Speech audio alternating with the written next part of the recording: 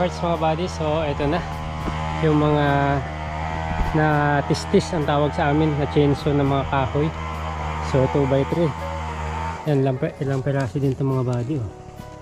Mahaba din, mga nasa 10 din kung bibilin yun mga buddy, mahal. So kahoy na Jimelina, tawag, matibay na kahoy yan. Ito yung kahoy na ginagawang papel mga buddy. Tibay, makunat ito mga buddy, makunat. Ano pa sila, i-chainsaw pa sila sa baba. So ito yung magiging pang-ulo. Ito, pwede itong gawing upuan. Ito, tama-tama. Pwedeng gawing upuan dun sa labas, mahabang upuan. Ang mga pina-chainsaw ko lang yung mga nabuwal ng bagyo. So yung nakaraang bagyo dito mga buddy, sobrang lakas. Mapapansin yung mga buddy, nabuwal siya, bunot. So dyan dati nakalagay yung wifi ko dito sa malaking puno na yan, mataas yan. Kaso nga lang, yun nga, nabunot na naputol yung wire, kaya hirap na ako sa signal mga buddy. Yan, dito naman tayo sa baba mga buddy, so masukal yung dinaanan ko. So dito naman tayo sa baba, yung tinuloy nilang chainsaw. So tignan natin kung may makukuha tayo ditong kahoy. So ito yung pangalawang kahoy na chainsaw nila, ilang piraso din to. Tapos ito yung isa, malaki-laki ito mga buddy, pwede natin gawing 2x4 pang ulo. Malaki-laki din to, haba. Pwede na to pang ulo. Ayan, mabubuo na natin yung ulo. Kaya itong mga to, itong mga nakatayo na yan, hindi ko yan papaputol. So ipinaputol ko lang yan kasi yan yung mga natumba noong bagyo. Yan, paakyat to, taas-taas din. Kasi yung mga buddy, kaya mababa dyan, sapa yan. Tsaka dati daw, sabi nila, dagat daw to dati, kaya kung makikita nyo yung mga bato dyan sa gilid nya, parang yung mga bato din doon sa dagat, same sila ng texture. So indication yun na dating nakalubog to sa tubig, kasi may mga, kumbaga yung mga bato dito parang mga corals. Hiningal ako mga buddy. Yan, so indication yun na dating dagat to. So ayan, itong mga to po, marami pa. So ayan, kasya na yun sa pangulo ng bahay mo. Oo, kasya. Sobra pa. So tsaka una Unti-unti. Ay, dyan sa kulungan ng kambing. lagyan na natin ng dingding yan. Ah, Pwede ka man dyan sama-sama kami ng kambing. Oo. Hindi, yung bahay mo doon, yun yung gawing kulungan ng kambing. Ako. Ako naging kambing. So ayun mga buddy, Sa tubo ko. iakit na natin dito yun Oo, para may kapasama na lang. So ayun, tignan nga natin yung bahay mo para maayos na natin. Wala. Oo. Oo. Grabe. Dingding ko. Sliding. Wala na, masarap na talaga. Di na rin pwede itong mga yero mo, konti na lang pwede dyan. Kalawang na din Manipis lang. Itong mga to grabe. Yan. Pero matibay na, ilang bagyo na yung dinaanan nito. Kinaya pa rin. Kasi matibay itong mga body, gawa ng yung mga haligi tumutubo na kasi. Hindi na mahangin. Pero okay lang yan, tsaga-tsaga lang tayo, maayos din natin yan. Sikap lang. Tsaga lang yung maayos din natin yung bahay mo. Hindi kasi matatapos mga body kung hindi ko umpisahan. Hindi naman kailangang mga body, biglaan. Kumbaga, gusto kong i-share kahit saktuhan lang din yung mga blessings natin. Yung iba gusto nating i-share mga body para at least hindi lang ako yung umaangat, kasama sila. Nandun pa rin naman yung pag-charity natin sa iba. Pag may makakita tayong mga lubos na nangangailangan, tuloy-tuloy pa rin yun mga body. Salamat sa walang sawang suporta mga body.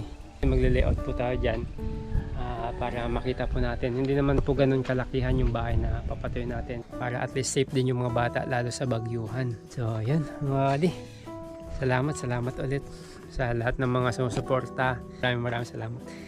Thank you so much po. Good morning mga buddy, sa mapagpalang umaga po sa inyong lahat. At yun, galing kong bayan mga buddy, nag-canvas ako ng mga hollow blocks, semento at bakal mga buddy, para at least nga maumpisan na natin yung papagawa nating bahay niya. Mga buddy, yung katunayan na census yan mga buddy. Yan. Updated yung census niyan dito. Ito siya magpapatayo mga buddy. Sinabihan ko na siya. So ayan, medyo malinis na. Ang grabe. Ang hirap ng kalsada dito. Ang dagat mga buddy. Ang kiyatan.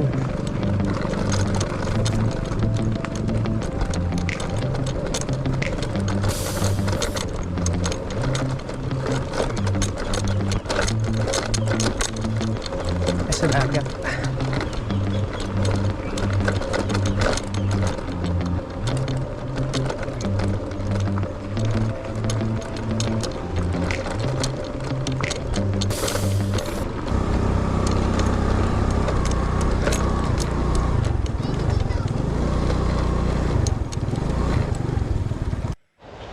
So yun mga buddy, hindi na tayo sa dagat at yan, ganda. Low tide na ngayon mga buddy, pababa na yung tubig. Hindi namin maumpisahan yung layout ng bahay ni gawa ng yun nga, busy pa sila dito sa dagat. Mag-iipon-ipon muna tayo mga buddy kasi kung hollow blocks ang nabibilhin kasi yun lang muna yung budget ko mga buddy. Ang problema, hindi daw nila i-deliver. Ang layo mga buddy, sa bayan pa yun. Hindi daw nila i-deliver kasi konti lang. So dapat at least sana may mga kasamang ibang mga materyales. Sabi nila at least minimum of 5,000 ata, ganun pataas para ma-deliver, para hindi rin naman sila lugi. Kaya habang nag-iipon-ipon, dito muna sila yung nag-aaragan. So yun talaga yung buhay kasi dito mga buddy. So yun mga buddy, ito yung mga binilad. So dito sila naglalagi. May mga tent na sila dyan para maaga silang makakuha ng aragan at makapagbilad. Pero mamayang hapon mga buddy, pag tirik na yung araw, akyat na sila sa taas para magpahinga naman. So yan, ang ganda dito mga buddy, low tide. Ang ganda. Yan. Ito yung mga aragan. So madaming napadpad dito sa gilid, pero ito mga buddy, hindi siya pwede, reject siya kumbaga yung mga pwede lang dito yung mga pipiliin, yung mga ganito, mga ganyan. Pero yung iba na medyo bulok na, hindi na siya pwede, katulad ng mga ito, may mga halong ganyan, hindi niya pwede. So reject siya mga buddy. Ito yung pinaka pwede, ito yung ibibilad nila ngayon. Bali naantay lang nila sumikat yung araw mga buddy. Pag mainit na, ilaladlad na tong mga to.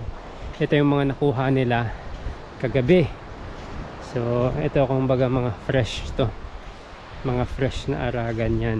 Ito yung mga walang bulok o walang halong ibang seaweeds. Yan ang mga buddy. So makikita nyo siya.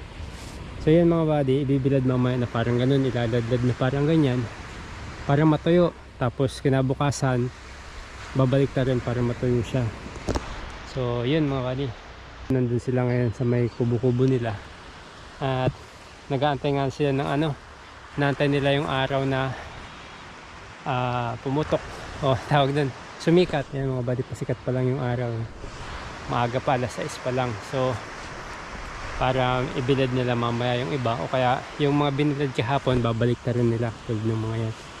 So kasi yung iba dyan kumukuha sila sa gilid, pinipilian lang nila. Ito mga buddy, hindi na yung pwede, sayang, ang daming pero hindi na yung pwede kasi reject na yan, bulok na kasi. So ang dami sa gilid. Pag mataas ang tubig, katulad mamayang hapon, ito kasi mga buddy, low tide na pero pataas na yung tubig. Kaninang madaling araw ang pinaka low tide niya. So pataas na yung tubig, hanggang hapon mataas na yan. So ang gagawin nila, babantayan nila yan, baka abutin ng tubig. So ayan, binabaliktad na nila. Ito mga fresh pa ito mga buddy, hindi pa natuyo kahapon. Yan, konti lang yung natuyo. Ayan, ito yung fresh. So bukas yan, babalik na rin pa yan. So yan.